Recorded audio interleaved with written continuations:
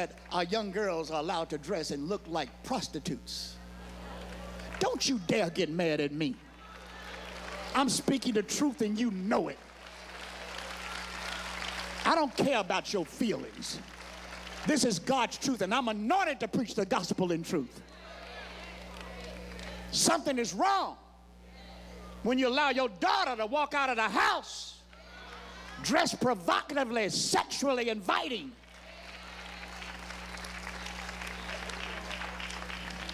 What are we saying about us? What are we saying about the faith we profess to have? My concern is that many of us are afflicted with another calamity. Instead of dressing up, we dress down. Don't you understand that our young people, some of you have sons and daughters who you have a hard time dressing or making the dress right. Don't you know that when a boy pulls his pants down to show his underwear, don't you understand what that statement actually is? Do you understand that that's a white flag of surrender? That's a sign of low self-esteem.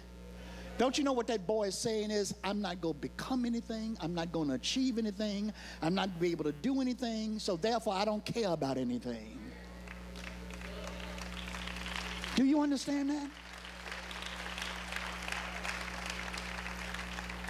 Do you understand that he has no concern for himself, for his well-being when he does that? He has no future, no gleam of hope in his eye, or that he can have a successful life? Don't you know that the epitome of his stupidity, that he'll go into a courtroom before a judge dressed like that? Doesn't he know that the difference between a suit and tie and pants pulled down can be years difference in a prison? Oh, you didn't get that, did you? What does a judge do? A judge judges. I said, what does a judge do? A judge judges. Do you know there is a Justice Department report that shows plainly that a suit and a tie in a courtroom before a judge will get you less time? Did you know that? Why? Because that judge is judging you.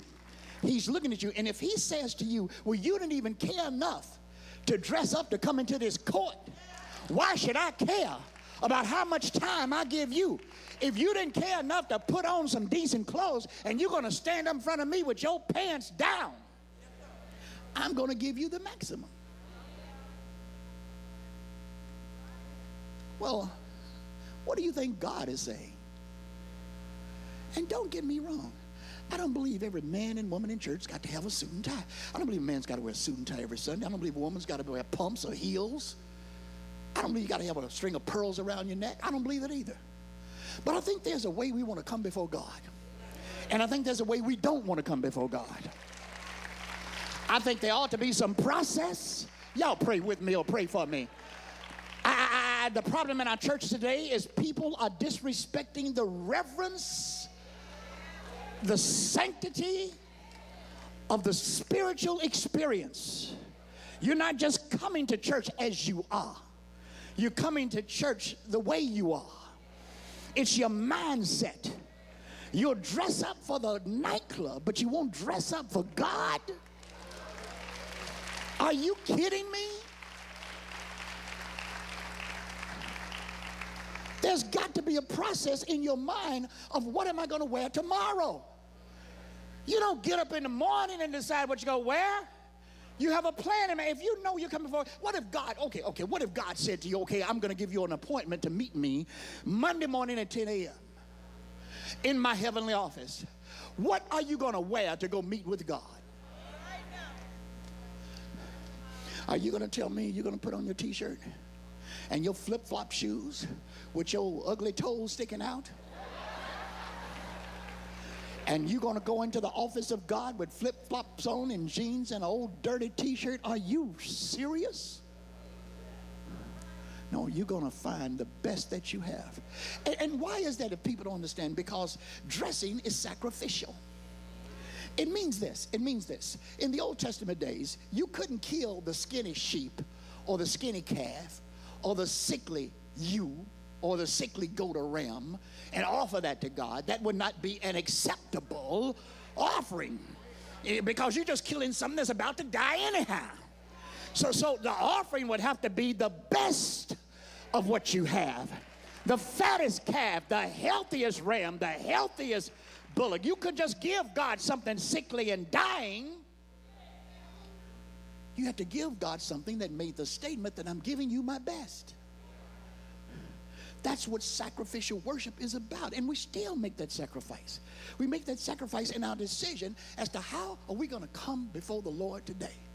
Am I going to put on the stuff that folk can see through? And I'm going to wear the shorts that are cut too short? Am I going to put my ugly, crusty feet out for everybody to see? Am I going to wear something sexually provocative because I want to be noticed?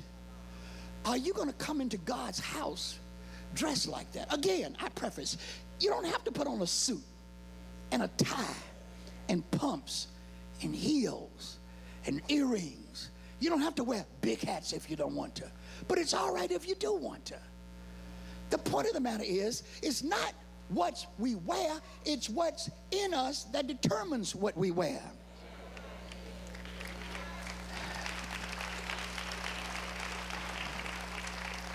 For some of us, it's common sense. You don't wear heels to run a marathon. You don't wear loose-fitting clothes while working around machinery. You don't wear flip-flops on a construction site.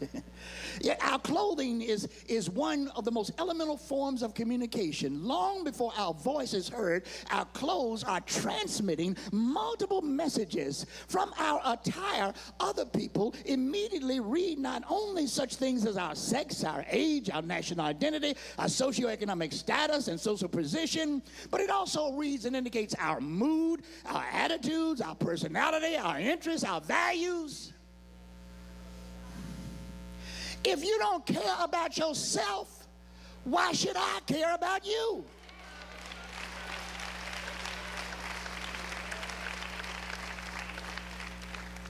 It's incredible how people today will come interviewing for a job and dress any kind of way, and then have the audacity to get mad when they don't get the job.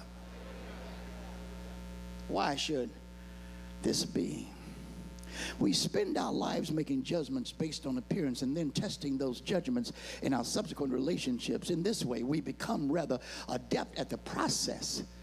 You've got to be able to look at somebody and try to make some determination about them, and the clothes we wear are the strongest indicators of what's inside us.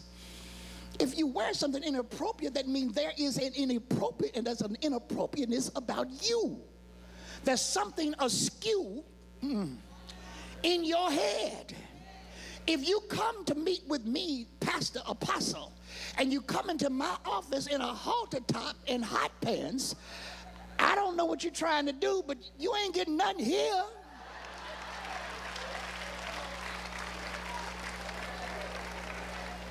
You ain't gonna tempt me. So why didn't you think about what you wore before you came to my office? It is disrespectful to me for you to come to me and dress in that manner. Now, I'm nobody. I'm certainly not God. So how does God feel when a person makes a decision to come to God's house and dress any which way? Now, I'm well aware. I'm well at the modern humorist, not the humorist, but the modern humanist. I know they're conflicted by what I'm saying. I can just hear them screaming right now. I don't care. You know, people, being modern is not being correct. Just because society may do one thing does not mean we all do it. You know, in Africa once I saw sheep jump into a river infested with crocodiles. And I watched, and I stood on the bank. I was in Tanzania, and I watched these sheep walk into the water. Why did they walk into the water? Because they didn't have a shepherd. And one dumb sheep decided he wanted to get to the other side of the bank. So the dumb sheep becomes the shepherd of the other dumb sheep. Y'all stay with me now. Stay with me. And one dumb sheep after another stepped into that river. And the line just, you would have thought somebody would have said, wait a minute, this is dumb.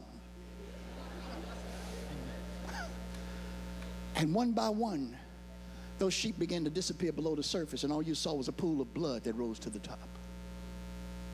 And I asked the Maasai tribesman that was with us, I said, why did they do that? He said, sheep are dumb, sir.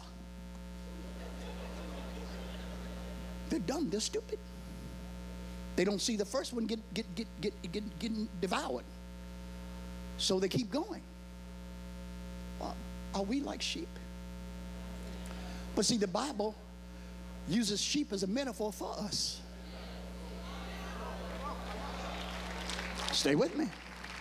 So if we see another sheep doing something stupid, do we do the same stupid thing?